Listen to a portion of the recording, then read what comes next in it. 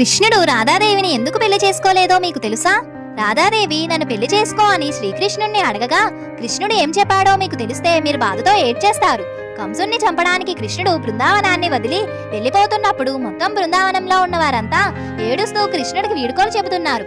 చివరిగా ఒక్కసారి రాధని చూద్దామని ఆమె దగ్గరికి వెళ్ళగా ఆమె ఏడుస్తూ ఉంటుంది. ఒక్కసారిగా కృష్ణుణ్ణి చూడగానే బాధతో ఏడుస్తూ హత్తుకుంటుంది. కన్నయ్య, మీ కళ్ళల్లో చూస్తుంటేనే అర్థమైపోతుంది ఇక నన్ను చూడడానికి మీరు ఎప్పుడూ రారు అని. నువ్వు లేకుండా నేను ఎలా బతకాలి? నన్ను వదిలేసి మీరు ఎలా వెళ్ళిపోతున్నారు? మీకు బాధ అనేది లేదా? నన్ను కూడా మీతో పాటు తీసుకొని వెళ్ళండి. ఇదిగో సింధూరం, ఇప్పుడే నన్ను వివాహం చేసుకొని మీ అర్ధాంగిలా చేసుకోండి అని ఏడుస్తూ అంటుంది. అది వినగానే శ్రీకృష్ణుడు ఆమె కళ్ళల్లో కళ్ళు పెట్టి చూడలేక మొహం పక్కకు తిప్పుకుంటాడు. ఏం కృష్ణ, నేనంటే మీకు ఇష్టం లేదా? నన్ను వివాహం చేసుకోవడం మీకు ఇష్టం లేదా అని రాధాదేవి ఏడ్చేస్తుంది.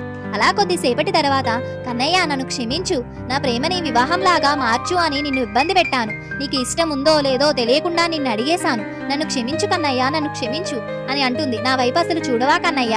వెళ్లే ముందు ఒక్కసారి నా వైపు చూడు అని అనగా ఒక్కసారి శ్రీకృష్ణుడు రాధ వైపు తిరగగానే రాధాదేవి ఆశ్చర్యపోతుంది. కృష్ణుడు అచ్చం రాధాదేవిలా మారిపోయాడు. తల నుండి కాళ్ళ వరకు అచ్చం రాధాదేవిలా మారిపోయాడు. అప్పుడు కృష్ణుడు ఇలా అంటాడు, రాధా, పెళ్లి చేసుకోవడానికి ఇద్దరి అంగీకారం కావాలి. కానీ ఇక్కడ ఇద్దరు ఎవరున్నారు రాధా? ఇక్కడ ఉన్నది ఒక్కరే, మనమిద్దరం ఒక్కరే కదా రాధా, మనకి వివాహం ఎందుకు అని అంటాడు.